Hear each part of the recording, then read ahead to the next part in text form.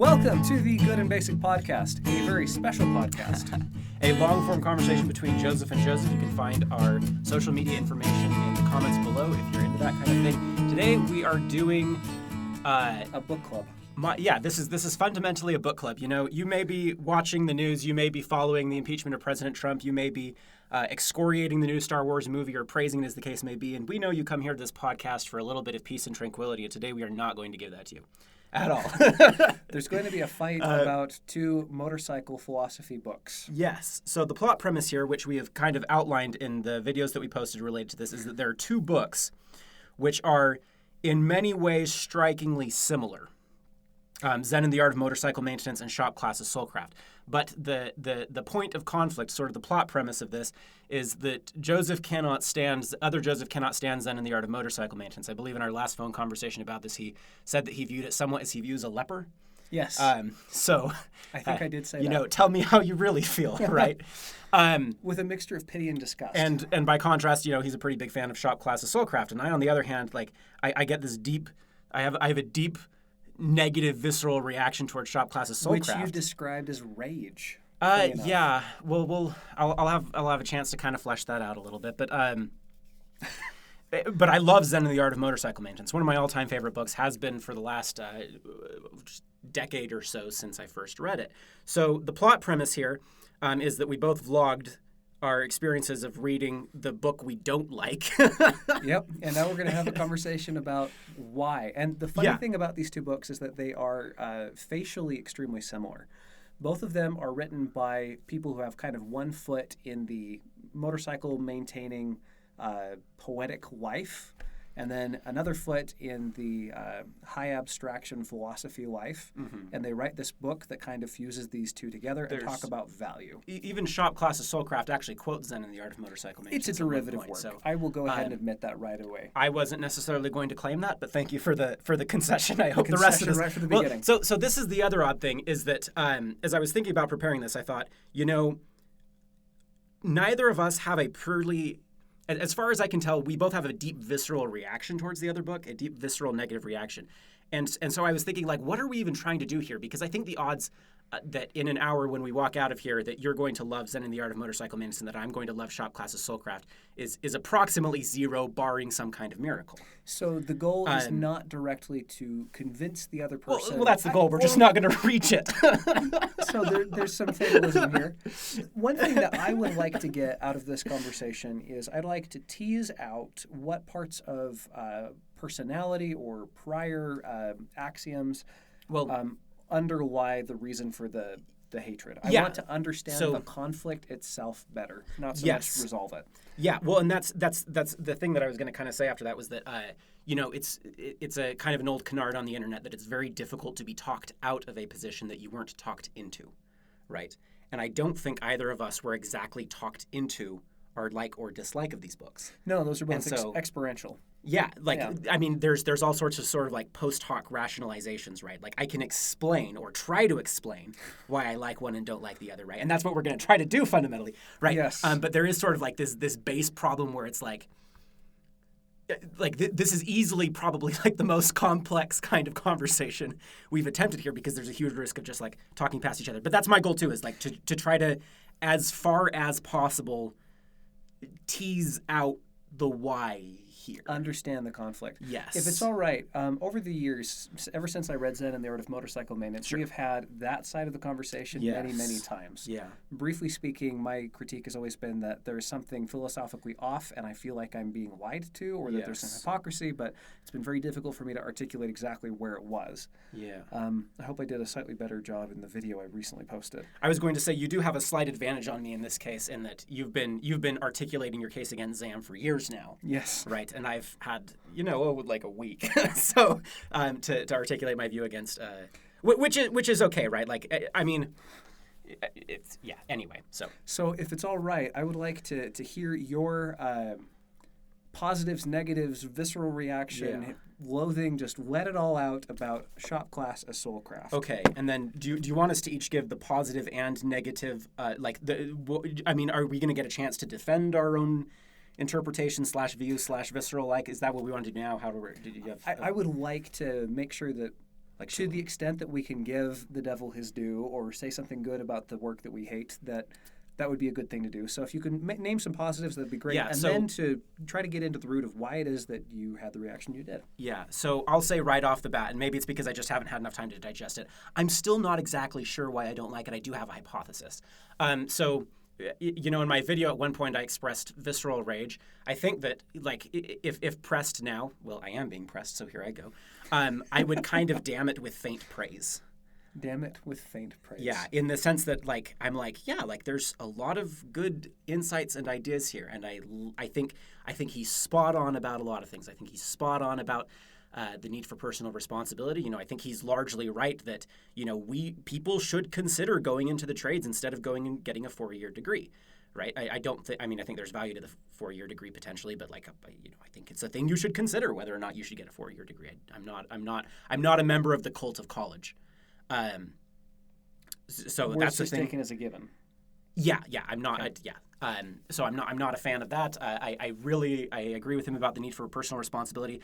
I thought there's even a very Pursigian line there about, like, it's making decisions that draws forth excellence. It's the exercise of judgment that draws forth excellence. And I was like, dang, that is a good line. And then in the end, when he basically says you need to localize decision making, I'm like, yes, and that would solve problems everywhere of all kinds, right? Like, I think that's an idea. I think the idea of more localized decision-making is an idea that would make large strides towards fixing media. It would make large strides towards fixing politics, towards fixing business, towards fixing industry, towards fixing psychological health of people. Like, it's an idea that has such wide application that I think it's almost criminal that more people aren't talking about it, which is, well, why we're here talking about it, right? So maybe that doesn't sound like faint enough praise. If it's all but right. Just a sec. Let me wrap up my thing. So those are the positives. That's you know, and so I think, like, a lot of people could read it and get a lot of good out of it. Sort of my damning with faint praise is that I just think that makes it a mediocre book that has better ideas than it operates on. Does that make sense? I feel like I've been delivered something. I feel like there's something really good at the bottom of it, but the it's almost like the ideas in the book I love, but I don't love the book. Is, I think, kind of what's going on there. Is if I can take the ideas and sort of, like, shuffle them and manipulate them a bit, or, like, massage them into what I like, then I'm like, this is really good. But if not, then I'm not such a fan. So here are a few of the negatives that I'm really that really hit me hard. So first of all, he has, as far as I can tell, he has this very strong antipathy towards white collar work and this almost worship of blue collar work that I think is overstated to a degree where it's not just an overstatement, it's erroneous. His cynicism about white collar work, I think, is partially justified, right? Like, obviously, right? I spent 2 years doing a master's program, and, like, there can be a lot of fluff and there can be a lot of not real stuff. But, like, the idea that you should just, like, abandon the thing wholesale, which, as far as I can tell, is his prescription, and there's a specific line in the conclusion where he really does seem to say that. Besides just what I perceived as the tone of the book as a whole, I'm like, okay, no, like, we cannot throw out white collar, quote unquote, intellectual work like that, right? We can redeem blue collar work, and we should. And, you know, we can redeem white collar work, and we should, right? But to just, like, to demonize white collar work, I think is just, I think it's an inappropriate response to white collar work. And then, you know, blue collar work, you know, like, he has a lot of praise for blue collar work, and I have a lot of praise for blue collar work too. But, like, I've done a lot of blue collar work. I mentioned in my video I worked on a cherry processing plant. I spent years and years doing property maintenance. And let me tell you, like, a lot of blue collar work is drudgery. It absolutely is. I remember one specific moment where I was with my grandfather, who I was doing the property maintenance with, and you know, it's 3 o'clock in the afternoon, summer in Utah, so it's like 97 billion degrees, right? And I remember he looked over at me and he was like, you know, Joseph, I really like doing this, and I'm really glad we're doing this, and I'm really glad I don't have to do this for a living. He was a lawyer. So the idolization of blue collar work, I think, is also out of place. I actually have a hypothesis that maybe we'll get to later because I want your feedback specifically on this. But I have a hypothesis about the core difference between the two, and why I like one and why I don't like the other. Maybe I tell that now, or shall we save that for later? I have a suspicion that one is Neoplatonist and the other is Neo-Aristotelian. Okay, let's save that for later because I want to get. Is that okay? Because I want to get the reactions. I want to get the reactions first. So I guess that's the kind of thing. Is my final summary is I'm like, look, there's a lot of really good insights here, and I just like it was almost painful for me to read. And I know that that's like a totally irrational response. Like, how can you think that a book has some good insights and still feel like it's painful to read? And well, that's what we're going to try to flesh out. So there's my review of Shop Class's Soulcraft. So I would recommend it to people. I wouldn't necessarily say you have to like it. I don't. But I would recommend it. I think a lot of people will get a lot of good out of it. So it's so interesting. I don't feel like that reaches the level of your visceral reaction. Like, I don't know. Shall I spend 30 seconds on that? Yes. I mean, I did that in the video, but like I think it's this whole like division between blue collar and white collar work is so incomprehensibly stupid that I like. To me, it is an act of like such colossal stupidity that I don't even know where to begin. Like, how on earth could you condemn all intellectual work? And as far as I can tell, like he had a couple of bad experiences with intellectual work, and I'm like, okay, fair enough, right? So, but the idea that you can somehow infer from that you should like trash all intellectual work, I'm like who gave you your PhD, and can we take it back? Would it be too late for that? And then like the unashamed praise for blue collar work, I'm like, okay, there is a whole side of blue collar work that you are not talking about. Like this rises to the level of intellectual dishonesty. Well, sorry, I don't know if he's being dishonest because I don't know how smart he is about this. I don't know if he's paying attention. He recognizes that that's an absurd position, but it's so yeah. So there's my visceral that is so interesting rage. There's also a particular moment where he's talking. Well, actually, sorry, we'll get to that later. Ooh, this is stressful, man. Okay, yeah. Good. Well, good. Thank you for expressing where you're at. Okay, so are you going to unload on Zam, or do you want to respond to that first, or? Well, I want to tease apart two things. Sure. First off, I want to kind of establish our characters. So the author of Shop Class as Soulcraft is a guy named Matthew B. Crawford, and his story is that he was kind of raised on a hippie commune until he was like 10 or 11. I did not know that. Yeah, and learned. He became kind of a gearhead, was on the dirt track racing scene, and also was trained as an electrician in his teenage years. And so he became a very competent electrician and also became a kind of obsessive who was interested in taking apart things that go vroom and making them faster. And so that was kind of his education. And then he's quite smart. His dad was a scientist, a mathematical physicist, and he started to progress into kind of into the intellectual arts, shall we say. And so he gets a bachelor's degree in physics, a master's degree in something I can't remember, and then goes further in his philosophy studies by getting a PhD in political philosophy. With the master's degree, he worked had horrible experiences with the jobs that he worked there. They were low paid, high stress, low quality experiences, writing abstracts for journal compilers, which is an interesting experience. And then eventually he gets his PhD and works for a think tank in Washington, D.C. that was all about how to be clever in climate change denial. So, I mean, that's kind of his background. And he specifically felt that was dishonest, was my perception. Dishonest, and also it was difficult for him to justify his paycheck. He felt very stressed, and the objective measurements of what it was that he was producing were hard to ascertain. Mm-hmm. And so both in terms of the quality of the work, as in like the moral direction of the work, he had issues with that, but also in terms of can he see if he's actually making a difference while at work. That's a difficult quality measurement to make. Mm-hmm. And so it's a more squishy, more psychologically based, more subjective measurement than if he works as an electrician or as a motorcycle mechanic. He can point to it and say, hey, look, it goes vroom. You can point to it and say, hey, it works. So one of the major differences is objective standards. And one thing I find fascinating about your critique of the difference between white collar and blue collar work is that there is, I agree, I don't like that division. And here's why. When we think blue collar, sometimes what we mean is stuff that uses your hands, like ditch digging. Yeah. And there is a separate way of dividing these things out, where instead you talk about the trades, the skilled trades. So electrician, mechanic, plumber. All three of these are not in the same class as ditch digging, and not even close to the same class. For one thing, they're way more intellectually engaging. There's a lot more problem solving on the ground. There's a lot more variability between jobs. And for another thing, they are ridiculously high paid, partially because they're almost impossible to automate.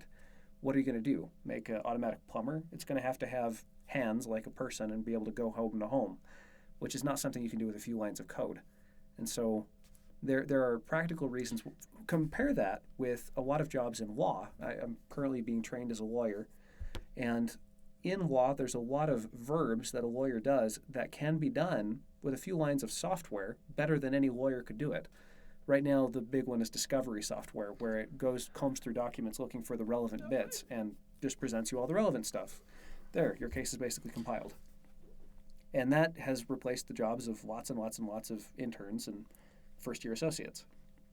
So, I mean, there seems to be a difference in the class of work that isn't clearly divided along uses your hands, doesn't use your hands. Do you mind if I rip you a new one real fast? Go ahead. Sorry. Do you mind? Well... Sorry. I'd be interested to see. Or at least try to. We'll see, right? So, so when I did property maintenance, I did a lot of trade type work, like, for instance, sprinkler systems, right? Sure. And so it is hard to automate, right? And it is, you can't do with a computer code, and it is more intellectually engaging, but it's also. I think we were probably, there's a good chance we were doing sprinklers when my grandpa looked at me and was like, I'm so glad I don't have to do this for a living, because it is hot and miserable, and like there are tons of downsides to it. And again, like I think we both agree that the trades can be a great option for people. Sure. That doesn't seem to be the point of disagreement. I'm not sure where it is, but yeah, sorry, I shouldn't have said rip you a new one. I'm starting to feel bad about that. But I also think that like I'm also thinking like computer coding, like could that qualify as a trade, because it does seem to be skill based, right? Skill based. Yeah, and so easier to automate, but it's got a similar thought decision making process that goes into it. Which it's a similar doesn't work with the hands. Well, the thing that I think defines it is whether or not there are clear standards of. Part of it is the difficulty to automate. Although with programming, you can write computers programs that will write programs. That's a thing that's in the future. Mm-hmm. And someday we'll have robots that do our plumbing for us potentially. Yeah, but they'll have to physically be on site, which is one of the differences. You can't do it purely through code. It needs to be hardware. There's a hardware component as well. Well, but to coding, there's a hardware component. That's what electrical engineering is, right? Like I'm sorry, I'm just poking at this distinction and saying. One of the other things, the thing that I find more interesting, particularly with shop class, is Soulcraft, where there is a difference in the type of work that is satisfying and brings out the full arete of a human being. And that is objective standards. With programming, you can point to a good computer program and say, hey, you've done it well. You can see the difference between good craft and bad craft. The guy who just graduated who writes way more lines of code than he needs to get the job done, as opposed to the guy who can do an elegant, simple solution on the first try.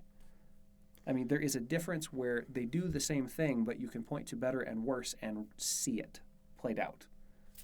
And that seems to be the operative difference. As opposed to working within the bureaucracy of some firm, the difference between good work and bad work is so hard to measure that he talks about how managers are basically life coaches now, because they're trained to look at the subjective states of mind of their employees. So this actually keys into what I think is the core difference, is that I think that Crawford, shop class of Soulcraft, is a subject-object dualist and that Pirsig is not. Which incidentally is one of the problems I have with Pirsig is I despise his subject-object dualist or non-dualist frame. And I actually think that that's probably the locus of our disagreement, probably. That's interesting. There was another thing there, which was that Matthew Crawford Shop. Oh yeah. So to me though, what he's saying there points to a need to localize decision making in white collar work, not a need to get rid of white collar work. He never makes the case to get rid of white collar work. He kind of does. At the end of the book, in the conclusion, pull out the quote. Yeah, certainly. He let me put it this way. He has nothing good to say about white collar work, and he has no solutions for it. except for to replace it with blue collar work. I'm not entirely sure that that's true. He talks about how to.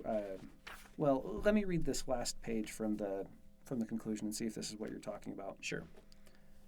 Too often, the defenders of free markets forget that what we really want is free men. Having a few around requires an economy in which the virtue of independence is cultivated, and a diversity of human types can find work to which they are suited. It is time to dispel the long-standing confusion of private property with corporate property. Conservatives are right to extol the former as a pillar of liberty, but when they put such arguments in the service of the latter, they become apologists for the ever greater concentration of capital. So he sees the result is that opportunities for self-employment and self-reliance are preempted by distant forces. So that argument, maybe it's easier to see that played out in the trades where you own your own tools and there's like a physical component to it.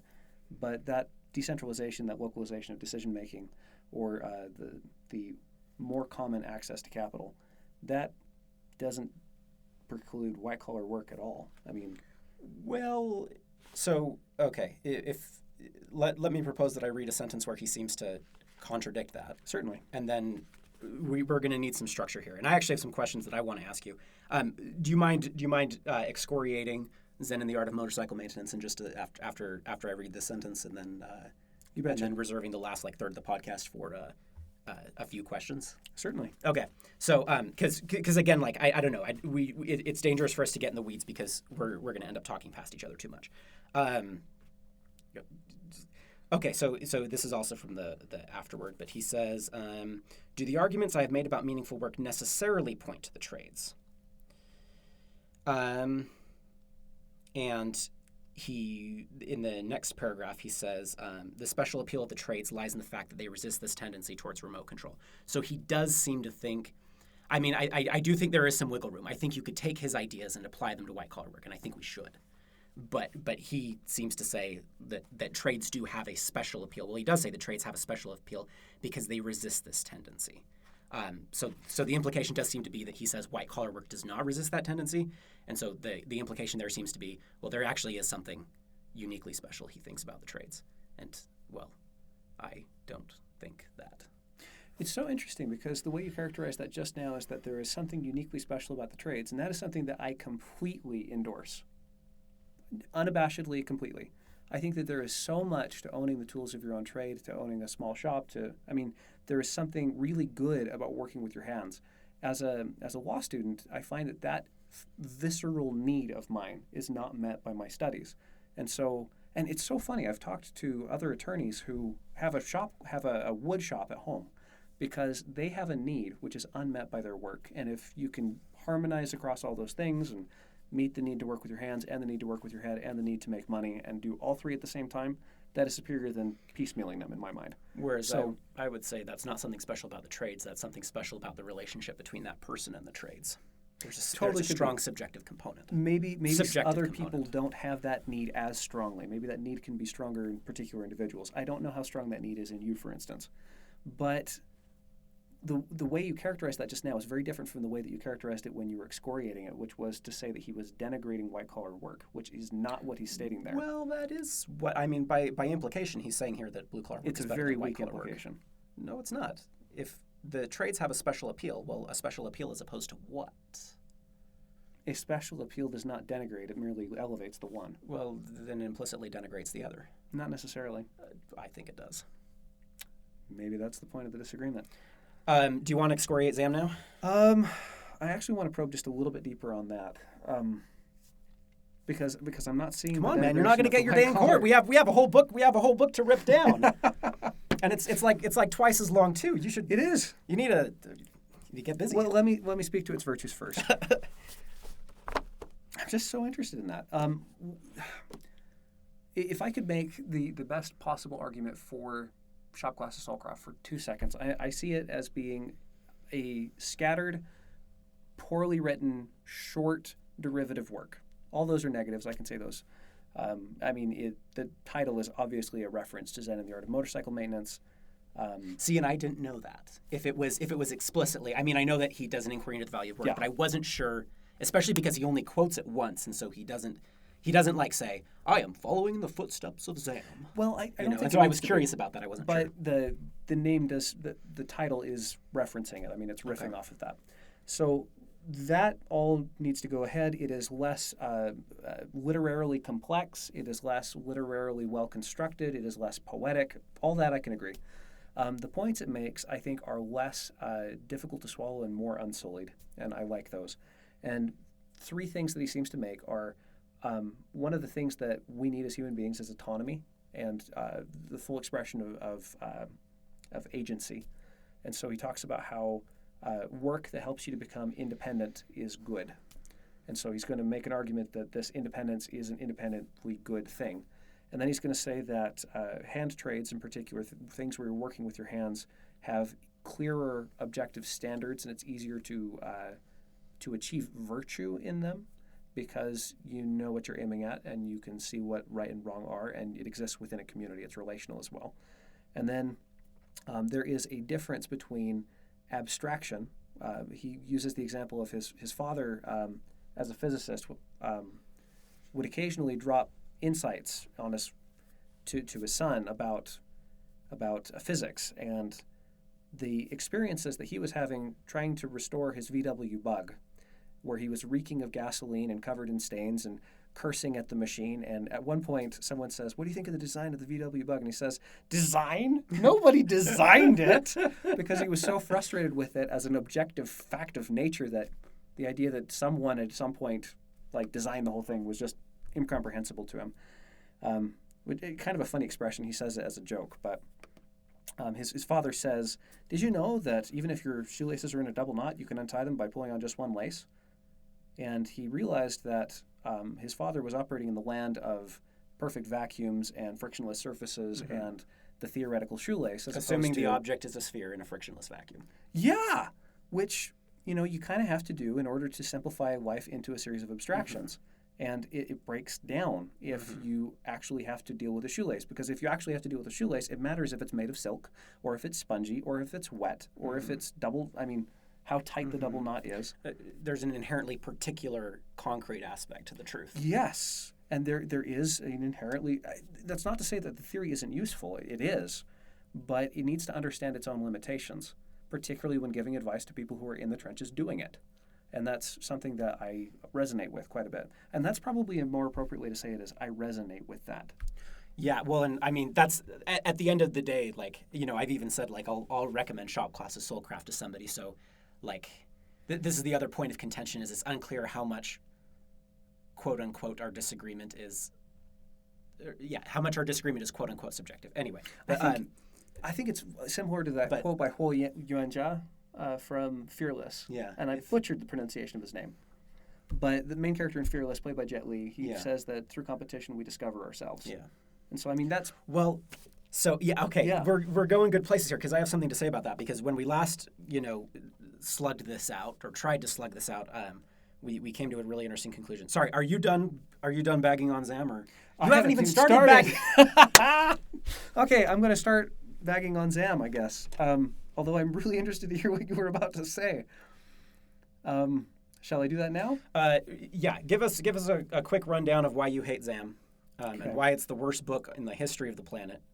And then I think I know where we want to go after that. I have some questions that will touch on some of the interesting stuff we've said. So the main character in Zen and the Art of Motorcycle Maintenance, abbreviation Zam, is riding on a motorcycle, telling a story about his previous spoiler alert!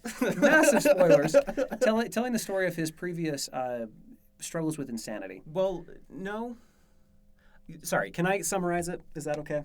And then you can bag on it? That's fair enough. Okay. So Zen and the Art of Motorcycle Maintenance is the story of a guy, Robert Piersick, who's taking a motorcycle trip across the country.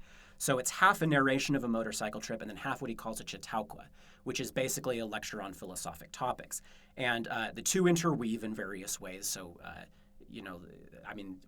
half of it is narrative and half of it is philosophic exposition, but the two interweave. There's a third layer as well, which is a series of flashbacks. Those are so there's the narrative and then there's the philosophic exposition, and as he proceeds with the philosophic exposition, it ends up it ends up affecting affecting the narrative. There's some severe mental issues that he's dealing with, and those get resolved by the end of the book through the exploration of the philosophy, basically. That is such an interesting characterization, because that is not at all how I would have characterized it. Yeah, well... So it's a complex book. Well, this is why we keep talking past each other, because we're not even looking at the same objects. That's so interesting. We're not. Let me set it up chronologically. We're barely even living in the same universe regarding these books. Like, they have only the faintest tangential relation to each other. The two worlds, I mean. So, in the present, you've got the guy on the motorcycle, Robert Pirsig, and he's traveling across the country with his son and a couple of friends. And he lives in a world of his own head. I mean, he's distant, he's removed, he's very difficult to understand for people on the outside, and he's constantly thinking through a series of flashbacks and basically having an extended conversation with himself and the reader. And it messes with his relationships. Meanwhile, he's telling the story in this philosophical rambling. He is also telling the story about his previous life as his life before electroshock therapy, really, where he had a different personality. And he's trying to understand kind of where he came from, because he woke, in a mental hospital. No, he's not. And he's trying to understand this other personality that he used to have. He's trying to bury that personality in the past. He claims that. Yeah, and well, he's trying to. I disagree. He eventually ends up reviving. Can you tell me what you don't like about it instead of giving the summary? I dislike it because he claims that he is exploring the good, a thing that he is going to call quality. What is it that makes something good? What is it that makes a life well lived? There's an old Greek idea called arete, which is translated as virtue, and it's like the virtue of the whole person. How is it that you are living well? And this is like when you see skill in action, and you're able to sit, kind of have an experience of the sublime, just watching someone do something so perfectly. That is arete. Except when you extend it to the whole person, and they are just like, kind of like genius, billionaire, playboy, philanthropist, a little bit like Tony Stark, except probably remove the playboy and make him a little bit more of a moral character, more like Captain America, where he's excellent at everything, including morality, and just he's got life right on some level. That is arete, and that is the quality that Pirsig is trying to hunt down, except he's hunting down the idea of it and not the execution of it, which is absolutely unforgivable. He is chasing down ideas and engaging in philosophy to a level that I would call mental masturbation. And that is my issue with the book, is that he is not living quality. Instead, he is dissecting it. And it is so much worse to not live quality while understanding it than it is to not understand it while living it. I mean, he is an armchair philosopher who is destroying his relationships and going literally nuts until urine dribbles down his leg, and cigarettes burn themselves down and put themselves out with blisters on his fingers, and he destroys his relationship with his wife, and he destroys his career, and he destroys his relationship with his son, and at the end he kind of resurrects his relationship with his son. But I mean, as beautiful as that is, it's really hard to see it as a victory, because it didn't have to be that way in the first place. It is the partial correction of a long-time mistake. There. I don't know how I can agree with you so much and disagree with you so much. Well, what do you agree with? I literally don't know. So, okay, I need to praise it for a minute. Yeah. In all fairness, I mean, if you want to, you don't have to. I feel that in order to be honest, I need to praise the book because it is literarily brilliant. And the trouble is, great literature is often complex and difficult to grapple with because it's sometimes ambiguous, like who you're supposed to like. Pirsig, the author, has actually made some comments that maybe the viewpoint character isn't supposed to be liked, and if you read it's a statement that he explicitly makes in the foreword to the 25th 25-year follow-up edition, which is the one that I read. It's a statement he explicitly makes. He says that guy is the bad guy. Yes, I love the language that he uses to describe quality. And there's a part in the book. The poetic sections are brilliant. A lot of the sections while he's on the motorcycle, I mean, he wanders all over the place in this philosophical Chautauqua. And some of it is really, really good. Other parts of it are specious and awful. When he talks about subject-object dualism, I think he cuts himself off at the knees and loses the very tools he would need in order to progress further on his journey, philosophically that is. But there's a moment where he's talking about his former career as a writing instructor, where he was struggling to teach quality writing to his students, and he eventually convinced them that what they needed to do was pay attention. They knew. They had a pre-intellectual awareness of better and worse. They were able to perceive the difference between good writing and better writing, or bad writing and better writing, and they could see it. And so he started to teach writing by first building the confidence of his students in their ability to personally recognize the difference between better and worse. In Skaskian language, to localize decision making. You're using this as an acronym. Yeah. SCASC. That's cool. I mean, you could just do SCAS, but I think SCASC is a little more catchy. I don't know. I think it is too. To each their own. Soulcraft is 2 words.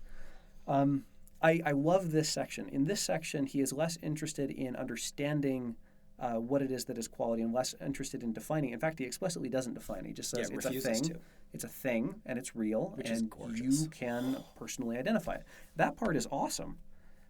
Then he gets into problems because his fellow academics start making fun of him and saying, well, this thing doesn't exist because you can't identify it, which is a very poor argument, but it's a very common argument. And in trying to respond to that argument, he tries to get a PhD, and he doesn't even graduate. I mean, he gets in fights with his professors. But he has an epic duel with the chair of philosophy at the University of Chicago. Really what more could you want? It's written really well. Who needs the PhD? I mean, it's... I'm teasing you at this point. I'm just having fun. It is an epic duel. I think a PhD would have been nice, but...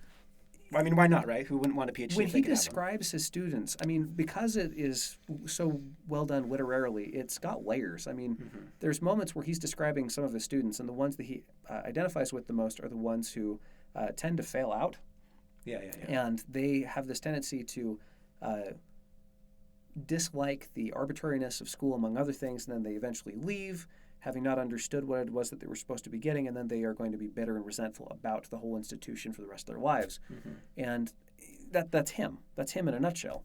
I mean, he couldn't cut it and became bitter and resentful for the rest of his life. He meaning Phaedrus, or he meaning Pirsig the narrator, or he meaning Pirsig the author? I'm going to say yes, but focus most specifically on Phaedrus.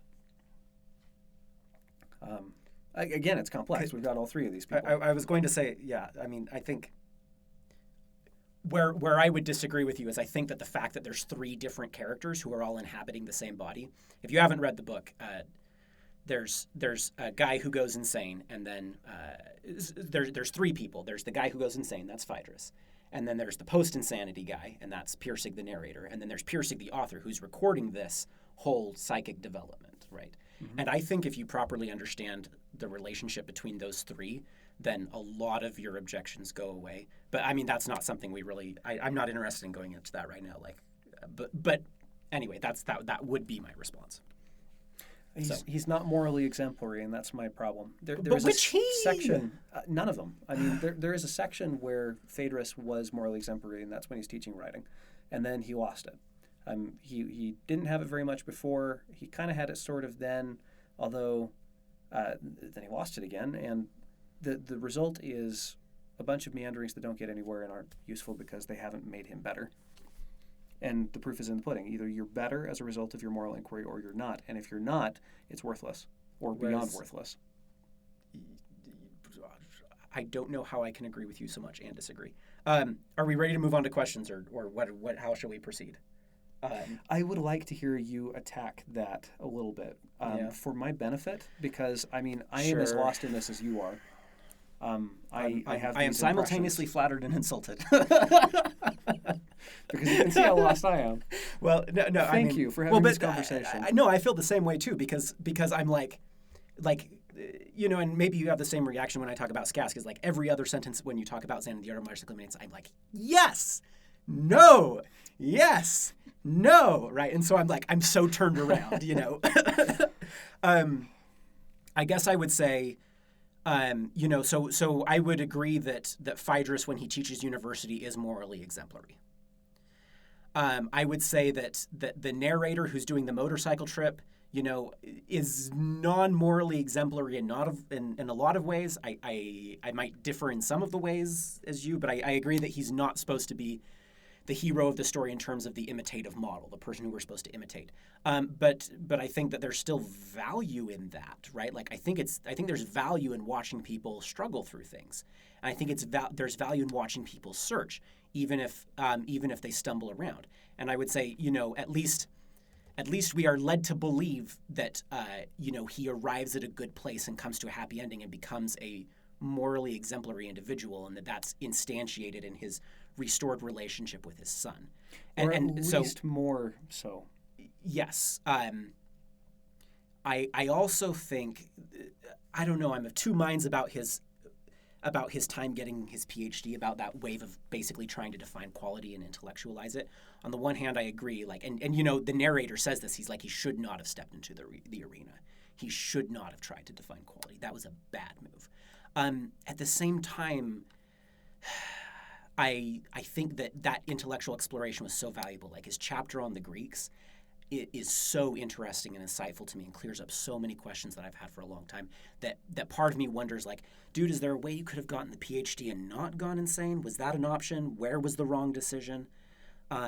Anyway, so that's more or less my response to that. So I need to...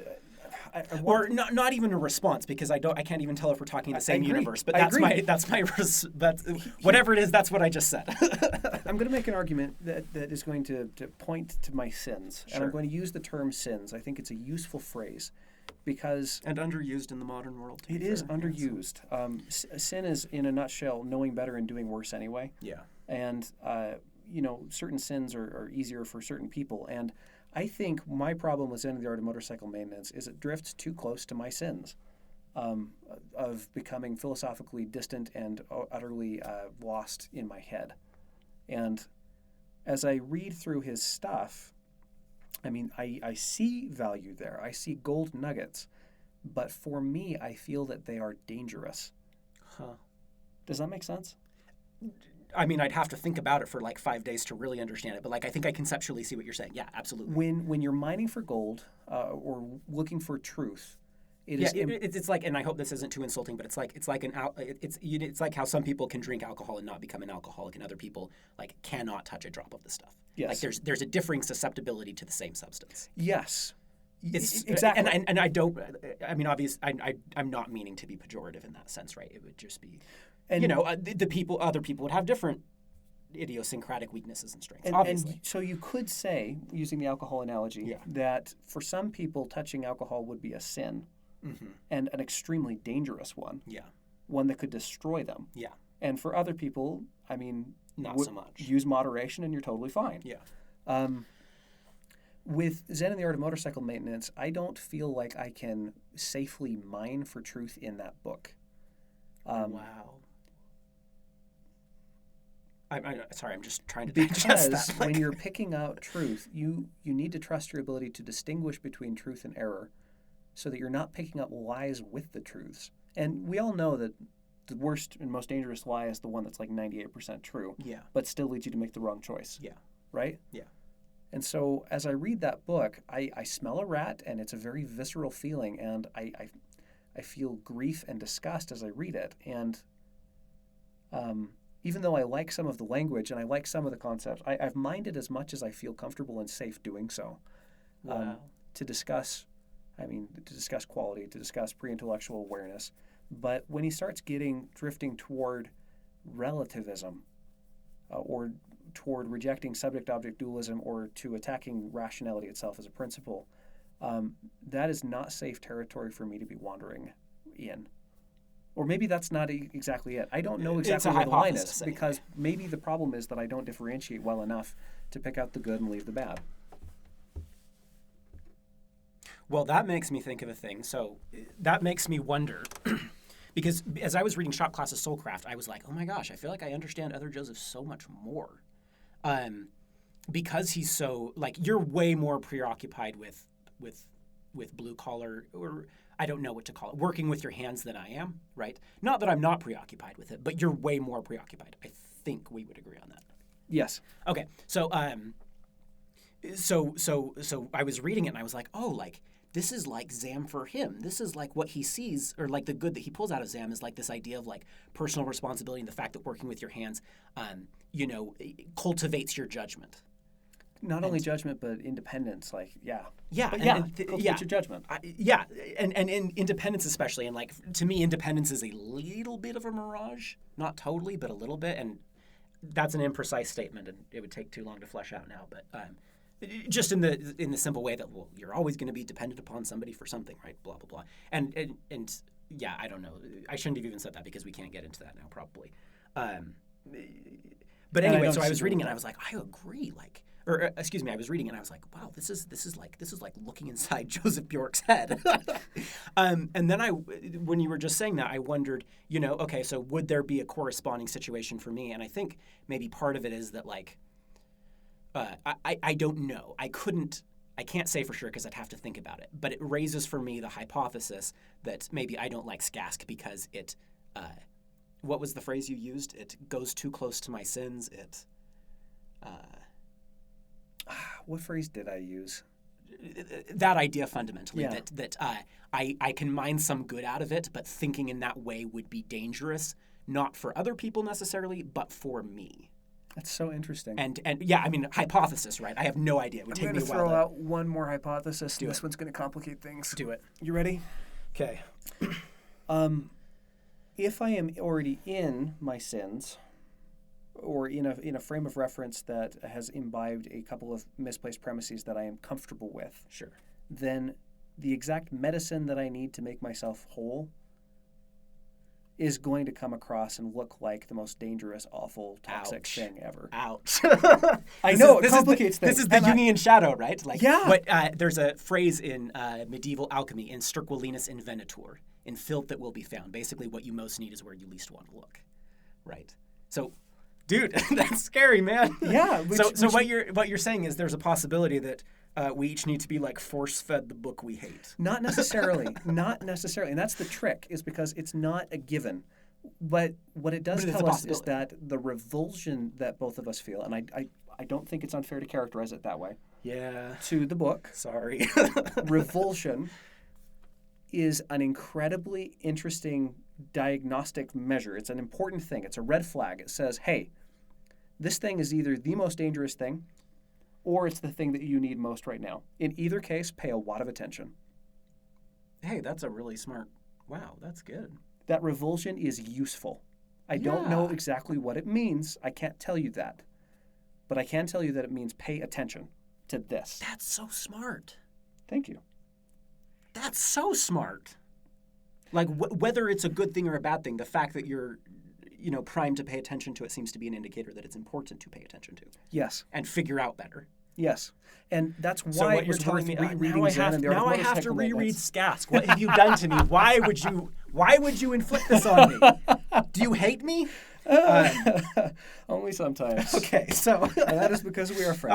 All right. So here's an interesting question that I want to pitch past you that's related directly to this. So last time we grabbed 2x4s and smacked each other to death about Zen and the art of motorcycle maintenance, there was an idea raised that kind of blew my mind a little bit. And it was that maybe Zen and the art of motorcycle maintenance is kind of like a koan. So here's my characterization of a koan for the purposes of this. Right? Koans mean lots of things. Well, here's my general characterization of a koan. A koan is a little phrase or story or riddle in Zen Buddhism that you're supposed to ponder, and that produces enlightenment. Right? And they're almost always contradictory and or absurd. Yes. And so the idea, my interpretation of a Zen koan, or at least here's one face of it, right? One function that it does, is it's not exactly the direct meaning of the Zen koan that produces enlightenment. It's supposed to be the act of pondering it, right? Like the koan can be ridiculous, but pondering that ridiculous thing is supposed to produce enlightenment. And I actually really like that because it puts the focus on the action and not the theoretical knowledge. The knowledge does not save you. Yeah, it's exactly, yes. And so the idea that I want to propose right now, and see what you think, is that Zen and the Art of Motorcycle Maintenance and perhaps SCASC are best considered as koans. I think for us, I think the reason why we consider them as koans is because of that visceral reaction. I mean, the words themselves may not have that reaction. You may not have the reaction if you read these books. Incidentally, I think it would be appropriate to leave links down below. Yeah. We use Amazon affiliate links. If you would like to support us, the links below will take you there. If not, you can find the books online. I mean, they shouldn't be too hard to find. You can also get Shop Class's Soulcraft on Audible. I believe you can get Zam on Audible. Yes, and we are also supported through Audible. So if you go to audibletrial.com/goodandbasic, you get a free trial. You can pick up one of these books for free. So worth doing. Yeah. So there's the little plug for that. Okay, so the koan thing. Did you finish your little thought stream about it? Yeah. The thing that makes it a koan is because it is difficult, and the difficulty is a highly personal thing.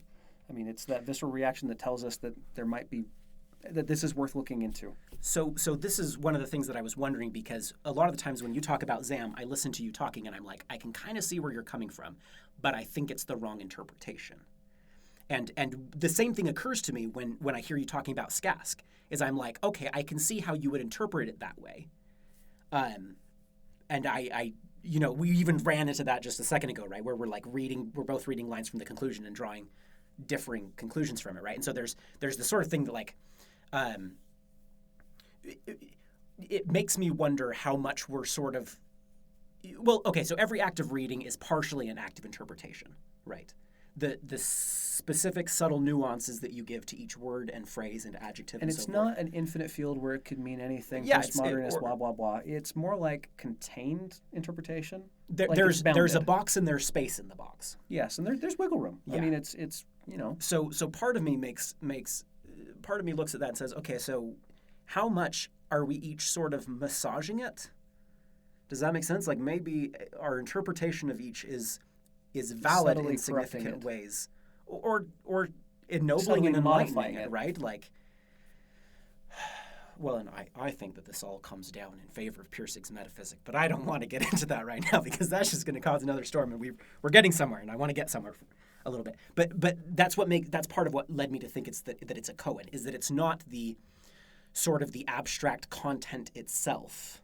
It's the way that it is processed and acted on and received and interpreted and applied. I actually think that case is much stronger to make with Zen and the Art of Motorcycle Maintenance. In fact, I think it might even be explicit that it is intended to be read as a koan. The book, I mean, it's Zen koans. It's and the way that it's written through a double narrator and the way that it's set up so that there's ambiguity in terms of who you're supposed to believe is the good guy and how much you're supposed to believe any given section. Mm-hmm. I mean, there's this haze that's put in, and that as a literary device gives sort you of permission forces you a little and bit. kind of forces you to be playing the interpretation game the entire book. Mm-hmm. It's that kind of difficult literature, and I think it should be read that way. I actually kind of want to go back and write a critical analysis of the book because, I mean, there's a lot of interesting stuff going on there, a lot of moving parts, literarily speaking. So that's my thought on Zen. There are moments in it that are poetically beautiful. And then anytime he opens his mouth about subject-object dualism or the ghost of rationality, it becomes completely worthless. Well, I obviously totally disagree, but this leads us into the next question that is interesting, which is there are three hypotheses here. One of them is yours and one of them is mine that are going to be in conversation with each other for a second here. One of my hypotheses is that the fundamental difference between the two is metaphysical. The fundamental difference between the two books. An extension of that is that I think that SCASC operates under a framework of subject-object dualism, of a separated subject and object, and ZAM operates under there's a word for it that I've forgotten. I was doing my research on Wikipedia the other day, but it's a monism that manifests itself as a duality. That is, the universe is one thing, but it manifests itself typically as two things. So non-subject-object dualism Anyway, so and then you just proposed, well, back at the beginning of the podcast, near the beginning of the podcast, you proposed that one is Neoplatonist and one is Aristotelian. And I'm assuming you think Skask is Neo-Aristotelian. True. And that Zam is Neoplatonist. So, and I assume that you're also using in the sense that we've talked about that everyone is temperamentally a Platonist or an Aristotelian. Sure. Was that what you meant? It aligns well with that. Okay, so I'll flesh that out real fast. So there's an idea that everyone is temperamentally a Platonist or an Aristotelian. And what is meant by that, basically, is that some people are Aristotelians. They like to systematize things. They like the pieces. They like to see how everything fits together. They want to know the distinguished parts. I don't like that characterization. Okay, you can characterize. Well, I mean, that's sort of the they're drawn Isaiah to Berlin. they're drawn to details. They're drawn to understanding the way something is put together. They're interested in sort of going beneath the surface and seeing the pieces. And this is what Aristotle does. Is he's called the great systematizer. Whereas Plato is interested in great sweeping generalities. He's interested in fundamental overarching narratives and truths and ideas. And he's much less interested in matter and much more interested in ideas. And Aristotle is much less interested in ideas and much more interested in matter, comparatively speaking. I think the difference is that the Platonists are more interested in completeness and the Aristotelians are more interested in coherence. And Isaiah Berlin, who's a famous romantic author, when I say romantic, I mean from the Romantic period when people were very interested in the experience of being out in nature, where you kind of have a sublime experience, where you just have an experience of things as they are in a way that you can't quite put into words. And that movement was called the Romantic period. And he, in his literary criticism, said that people are either hedgehogs or foxes. And this is from an old Aesop fable. The fox knows one thing. No, the fox knows many things. And the hedgehog knows one thing and tries to reduce everything to a single complete system or a complete idea, a complete reduction of the world into one single idea. And I find that tendency to be dangerous and completely mathematically refuted by Gödel's proof. The Aristotelian view, in my opinion, is focused with particulars, focused with different areas, and the one rule is that you don't have to complete the whole map. You probably shouldn't, but that the one thing that you must not do is let two parts of the map contradict each other. Here's the characterization that he gives in Zam, and who he's referring to as Coleridge, not Isaiah Berlin. But he says, I think it was Coleridge who said everyone is either a Platonist or an Aristotelian. People who can't stand Aristotle's endless specificity of detail are natural lovers of Plato's soaring generalities. People who can't stand the eternal lofty idealism of Plato welcome the down-to-earth facts of Aristotle. Plato is the essential Buddha seeker who appears again and again in each generation, moving onward and upward toward the one. Aristotle is the eternal motorcycle mechanic who prefers the many.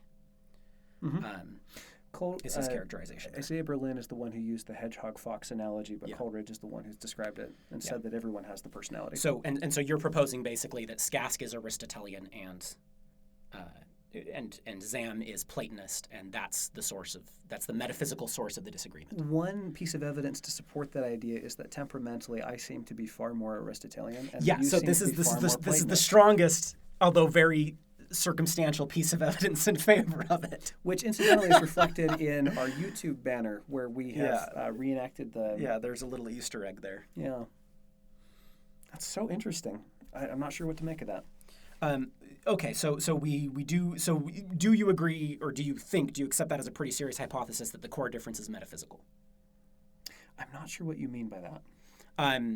Well, okay, so at the end of the book, I mean, they agree with each other on so many specific concretes, right, about what to do. They have so many similar prescriptive solutions, right? Like Zen in the Art of Motorcycle Maintenance says, the way you should start is you should start making quality decisions as close to you as possible and cultivate your judgment and heal the world with your, start with your own head and heart and hands and heal that and then work outwards. And I love that. And that's exactly what Skask says at the end, right? They both love the idea of doing your own maintenance, so on and so forth. So in terms of like material prescriptions, they're very, very, very similar. And so I'm suggesting that the difference is in worldview. I actually think that I am viscerally offended by Zen in the Art of Motorcycle Maintenance systematizing an attempt to make a metaphysical explanation of the world. I don't think that's necessary. So, I mean, how does that relate? Sorry, I really do want an answer to this question. Like, do you think that the core difference is that they have a different worldview? No, I'm offended by the actions. I'm offended by the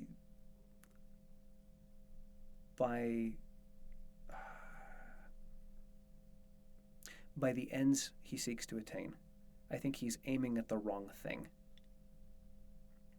The intellectualization. Yeah.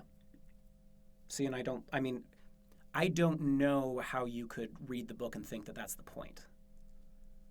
Like, I agree that the character in the book does that, but just because a character in a book does something doesn't mean that that's the meaning of the book.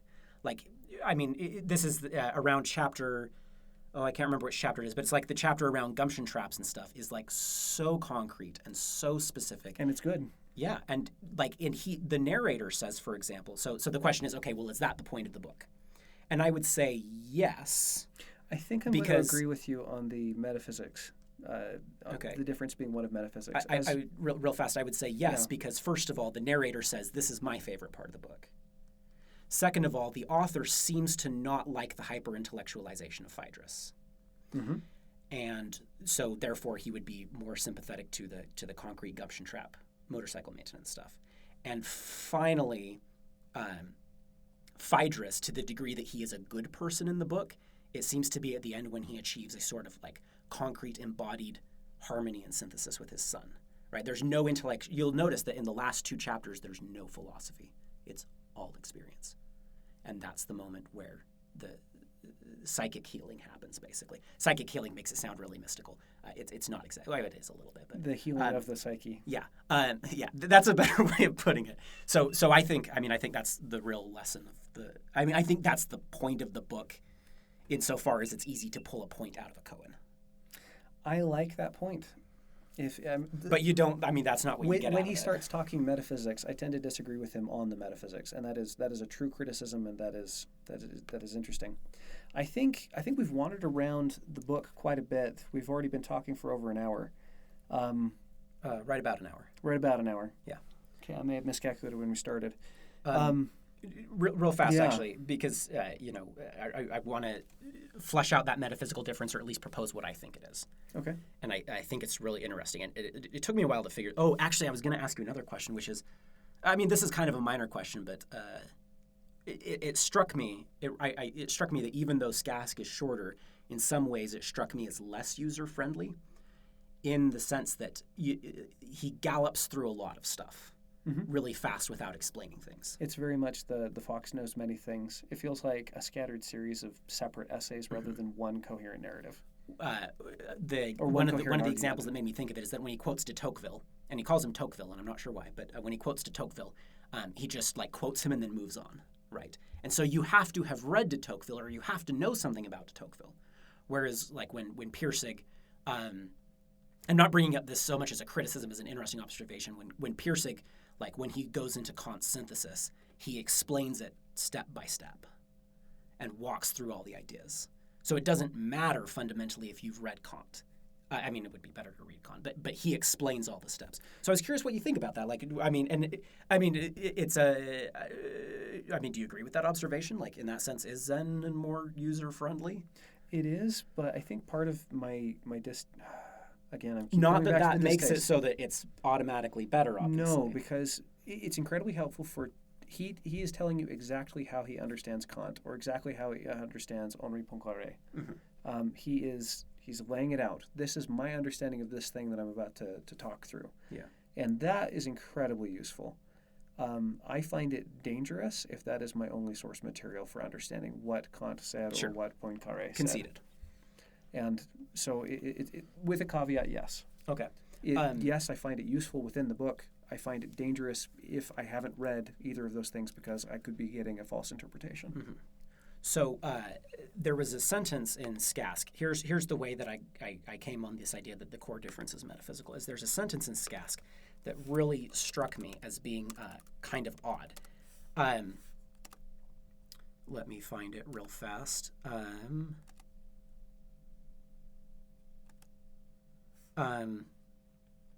Okay, so he uses the word paradox quite a few times in the book, which I think is really interesting. So, and it's funny because this actually pops up after he quotes Zen and the Art of Motorcycle Maintenance. So he tells this story from Zen and the Art of Motorcycle Maintenance, and then he states, "Here is a paradox. On the one hand, to be a good mechanic seems to require personal commitment. I am a mechanic. On the other hand, what it means to be a good mechanic is that you have a keen sense that you answer to something that is the opposite of personal or idiosyncratic, something universal."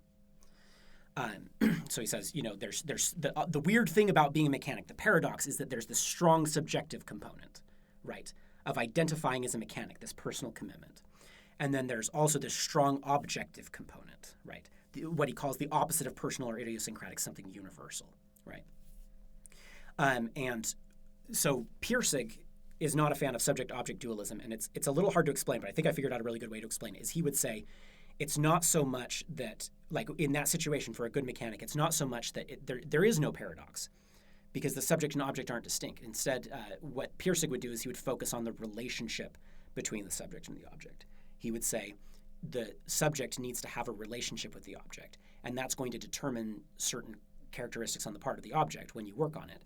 And that's also going to require certain characteristics and also determine certain characteristics of the subject. That is, it's going to sort of craft the soul of the subject.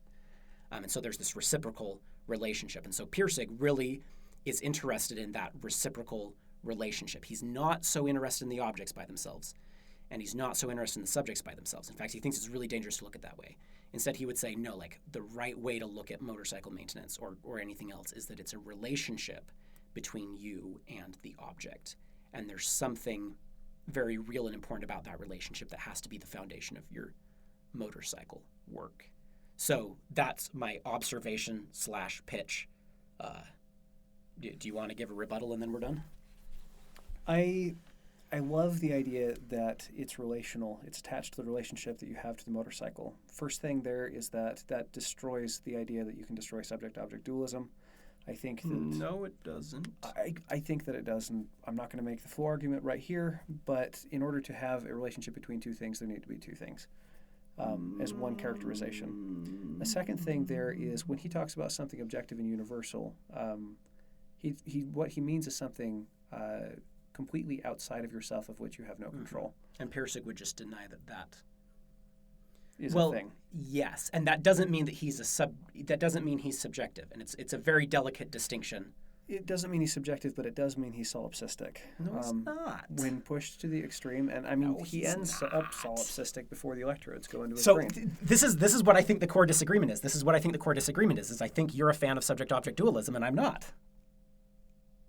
I think that's the core disagreement. Reality contradicts me too often to believe that I control it. I don't think that. See, and there's the thing: is you think that Pirsig's position demands that we be subjective idealists and say, "I am the source of everything. I control everything. I am everything." Or I am an extension of everything. Yes, and I don't believe that that's what Pirsig is saying. I think it's an inevitable consequence of And his reasoning. I don't. That's why I think that's the core difference here. Is I think you're a subject-object dualist and I'm not. Well, I am disagreeing with you, and so there is at least one other subject and one other object in the room. But and Pirsig's not going to deny that. He's going to say, though, that the subject and object are produced by quality. They're produced by the relationship. I think that's a really weird characterization of the difference between the true and the good. The true and the good have It's not a distinction. See, you're saying the objective is true and the subjective is good. No, not even close. I don't even know why you're bringing up the distinction between the true and the good. Dude, this is the core difference. This is the core difference. I'm telling you. Or at least one of them. We seem to have This articulated is the core difference. Well, with that, ladies and gentlemen, we're going to recommend that you read the books yourselves and come to your own conclusions about them. This has been a very interesting conversation, not only because of the books, but also because it's an example of a highly emotionally charged argument that gets onto really fundamental things that I think we've handled pretty well. So far, so good. So far, so good. So we hope you enjoy the books. We'd love to hear. Yeah. We don't know if you've read these books. If you've read these books, then tell us all about it in the comments below. And let's slug this out some more, and maybe we can get another cage fight going in the comment section. So a very civil cage fight. Please only fight with rubber sticks and words. Yeah. All right. We'll see you next time. Thanks so much.